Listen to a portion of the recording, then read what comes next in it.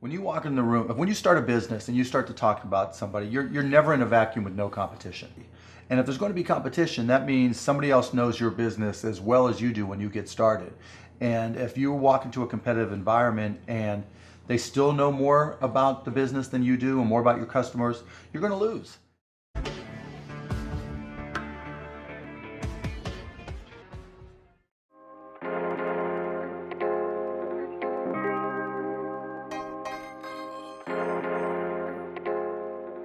A lot of white belts start. Yeah. They're very excited because it's a new journey and they learn a lot, and then they get to blue belt. That's almost in the middle, sometimes purple belt. That's Okay. almost towards the end. You can almost touch it, but now life start getting difficult because grading is more intense. They test you more. You need to start giving back. So you start give some classes, and so that the instructor can actually see what you can do, because the higher rank, the more important of leadership and not really of what you still eventually. There's not more that you really can learn in the sense of technique. Now it's more about leadership and giving back and how you start. And so now it's start getting out of your comfort zone, because all was fun up to here, because it was really just almost now it's serious, and now you need to get out of your comfort zone and start performing.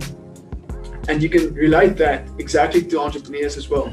And I mean other people as well, but my focus is entrepreneurs. So a lot of people start something and then they give up. They start something new, they give up, because I always get that blue belt mentality of the moment. It's very exciting up to the point where it's difficult. If you're a black belt, you can't teach everybody in your class, especially if it's quite a big gym. So once you're a black belt and you're the leader, you can start empowering other students to eventually become a black belt as well. Now, all of a sudden, they can start giving the classes and relieve you from that duty, and you can start taking time to focus on them. Because if you focus on them and empower them and get them closer and closer to their best version, they can empower the white belts again. Filters through. It filters through. So if you want to scale a business, and I'm no expert in scaling the business, but from my theory and from my experience, what I've done is you can only scale a business. Doesn't matter what it is. A lot of people say you can't scale an accounting practice. I've built a big accounting practice. I narrowed it back to the smaller version, and then I've restructured the whole thing, and now I'm scaling the accounting practice. And it's all about getting the right people to senior people that's in your office that can assist you, and yet you need to mentor and train to think like you, which is difficult. But who can empower other people again and start serving other people as well. But you can never build an empire on your own. You can never really have real success on your own. Hi, Jasper Basson here. I just wanted to remind you about the Daily Entrepreneur Tips series. It's a business growth series for entrepreneurs and contains financial information and also information to grow you as a person and your business, because we will never grow our business any higher than we grow ourselves. So click on the link below and I will send you daily information to grow you as a person and your business, and it's for 365 days of the year.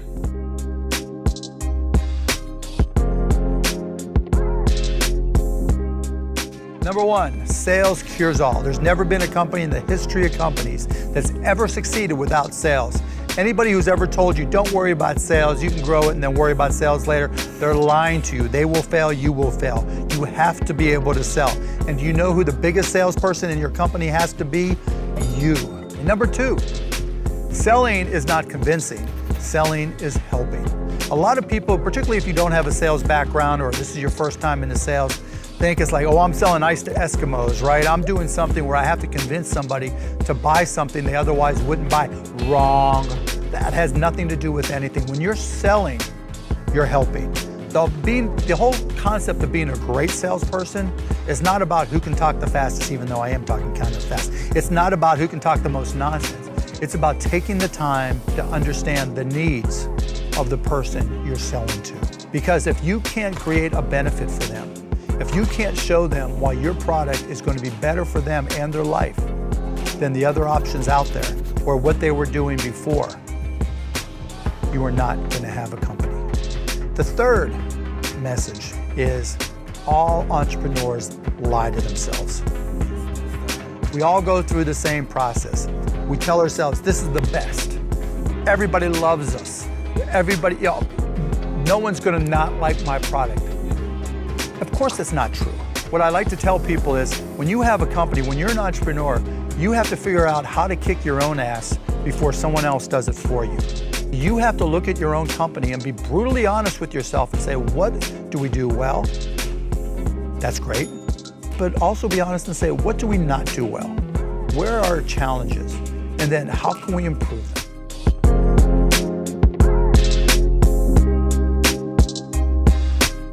Right, lack of brains, lack of effort. Lack of brains, lack of effort. Yeah, they don't do the work. They don't learn, when you walk in the room, when you start a business and you start to talk about somebody, you're never in a vacuum with no competition, unless you're just extremely lucky. And if there's going to be competition, that means somebody else knows your business as well as you do when you get started. And if you walk into a competitive environment and they still know more about the business than you do and more about your customers, you're going to lose. But most people don't consider that. They don't do the work. They don't learn more about their industry. They don't know even about their business. And so you've got to put in the effort to know more about your industry than anybody else. And that's the brains part, and that's the effort part as well. Because look, if you're competing with me, you better know what you're doing, otherwise I'm gonna kick your ass, and you're not gonna outwork me. And so, the combination is usually what kills businesses early on more than anything. For every one of my businesses, I said, what would I do to kick my own ass? Right? So whatever business you have, there's somebody trying to put you out of business. There's somebody trying to take a bite out of your business. And it's better for you to figure out how they're gonna do it rather than they do it. And so yeah, that's being paranoid. And so you have to be paranoid. You have to anticipate other people's next moves, and you can't ever, downplay the competition.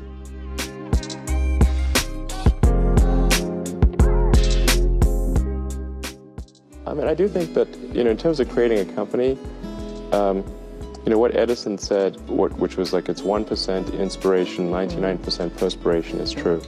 So a lot of it in creating a company is execution. Like, you start off with an idea, and that idea is mostly wrong. And then you adapt that idea and keep refining it, and you listen to criticism. Some criticism you discard, try to discard the wrong criticism, try to listen to the correct criticism, and then engage in sort of a recursive self-improvement, and constantly refining it and making it better. And you have to work super hard, and that's very important. And then just keep iterating on a loop which says, am I doing something useful for other people? Because that's what a company is supposed to do. A company is just a group of people gathered together to produce a product or service. And a company should only exist if that product or service is truly useful to customers. I think certainly being focused on something that you're confident will have high value to someone else, and just being really rigorous in making that assessment, because people tend to, a natural human tendency is wishful thinking. So a challenge for entrepreneurs is to say, well, what's the difference between really believing in your ideals and sticking to them versus pursuing some unrealistic dream that doesn't actually have merit? And that is a really difficult thing to tell. Can you tell the difference between those two things? Right. So you need to be sort of very rigorous in your self-analysis. I think certainly extremely tenacious, and then just work like hell. You just have to put in, 80 to 100-hour weeks every week. All those things improve the odds of success. Okay.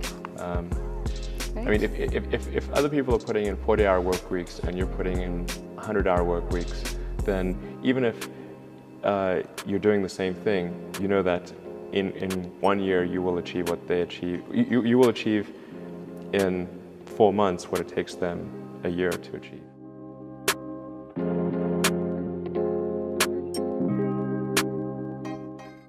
Well, I'll give you two pieces of advice. I'd invest as much in myself as you can. I mean, you're your own biggest asset by far. I mean, you've got all kinds of potential. All the people in this room, you're lucky to be in this country, gotten a good education, but most people go through life using up a very, very small part of their potential. And so anything you do that invests in yourself, that's the best investment you can possibly make. And then I would follow my passion. I mean, whatever turns you on. You know, I was lucky. I found something early that turned me on. But you don't want to take a job just for the money. You don't want to take a job for an organization that you really don't feel good about, or work for people that you don't feel good about. You really want to be excited when you get out of bed every morning. And it won't necessarily be the job that you have 10 years later, but you'll be learning so much as you go along. And you know, I took a job with Ben Graham, my hero, and it, you know, I never asked the salary, and I found at the end of the month when I got my first paycheck what I was earning, because I just knew it was the right thing to be doing. So I would follow your passion.